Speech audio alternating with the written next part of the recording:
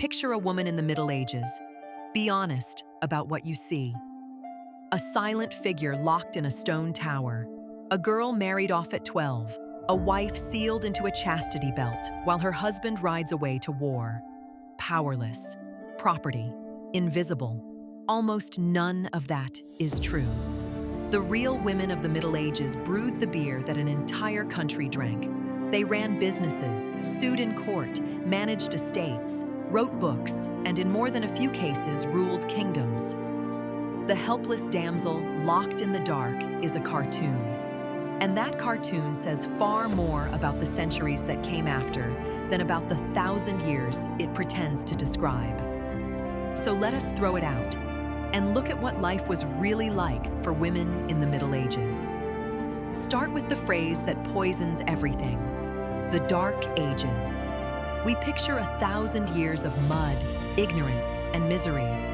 But medieval Europe was full of busy towns, long-distance trade, universities, cathedrals, law courts, and bustling markets. And women were everywhere in that world, not at the edges of it, but right in the middle. Walk into a medieval town, and one of the first things you would smell is brewing ale. And the person who brewed it was almost always a woman. Ale was not a luxury. It was a daily staple, drunk by everyone, including children, often safer than the local water. Most of it was made at home by women in batches large enough to sell to the neighbors. These women were called alewives or brewsters. Brewing gave them their own income, their own customers, and a measure of independence that few other trades allowed. The word still survives in English today: alewife. It was not the only trade stamped with women's hands. Nearly every woman in medieval Europe spun thread. So completely was spinning considered women's work that an unmarried woman became known as a spinster, a word we still use. Women sold goods in the markets, kept shops, and ran the kitchens of great households. And childbirth was almost entirely their world, overseen by female midwives, with male physicians rarely present at all. In many towns, a married woman could even register as a femme sole, literally a woman alone. It let her trade on her own account, separate from her husband, sign her own contracts, and take on her own apprentices. She was, in the eyes of the law of the marketplace, her own businesswoman. And at the very top, women could wield staggering power. Take Eleanor of Aquitaine. She was Queen of France, then Queen of England, mother to 2 kings, a ruler who governed as regent and even joined a crusade. Or Blanche of Castile, who ruled France as regent not once, but twice, holding the kingdom together for her son. This was not rare. When a king went to war or died, it was very often his wife or his mother who actually governed in his place. Even the church, supposedly the most male institution of all, made room for powerful women. Abbesses ran great religious houses, controlled vast lands and incomes, and answered to almost no man alive. The most famous of them, Hildegard of Bingen, born in 1098, was an abbess who composed music that is still performed today, who wrote about theology, medicine, and the natural world, and who was consulted by popes and emperors. And medieval women wrote. Around the year 1400, Christine de Pizan became the first woman in Europe known to earn her entire living by her pen. And she used it to fight back, writing a brilliant, furious defense of women called the Book of the City of Ladies, answering the men who had spent centuries insulting her sex. Julian of Norwich wrote what is believed to be the first book in the English language ever written by a woman. And a teenage peasant girl named Joan of Arc took command of an army and changed the course of a war. Now, the law was not on their side, and we should be honest about that. A married woman was legally subordinate to her husband under a system called coverture, in which much of what she owned effectively became his.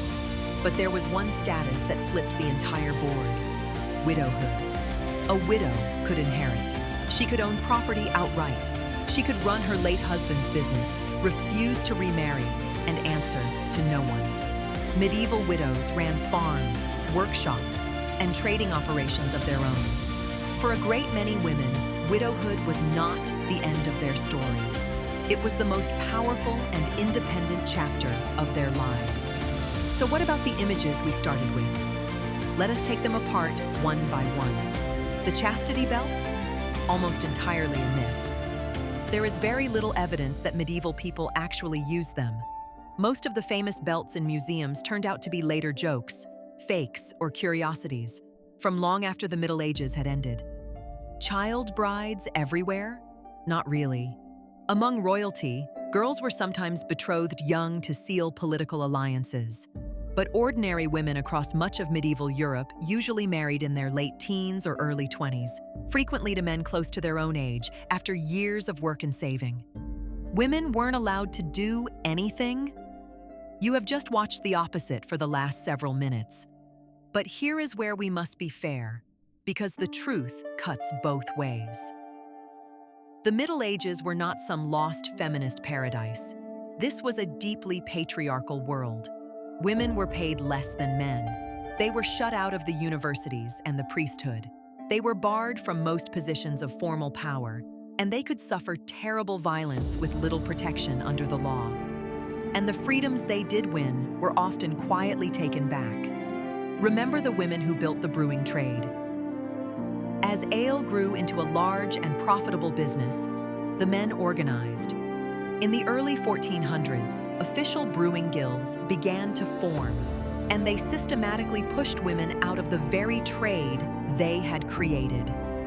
It is a pattern you see again and again across the period. Wherever women's work became valuable, men moved in to control it.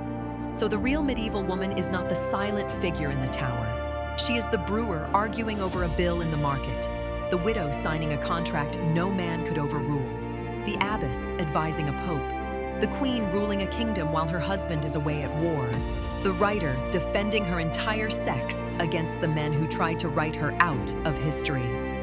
History did not simply forget her. It replaced her with a cartoon. But the Middle Ages were her age too. No, if you want more of the women history flattened into the background, subscribe, because there are so many more still waiting to be found.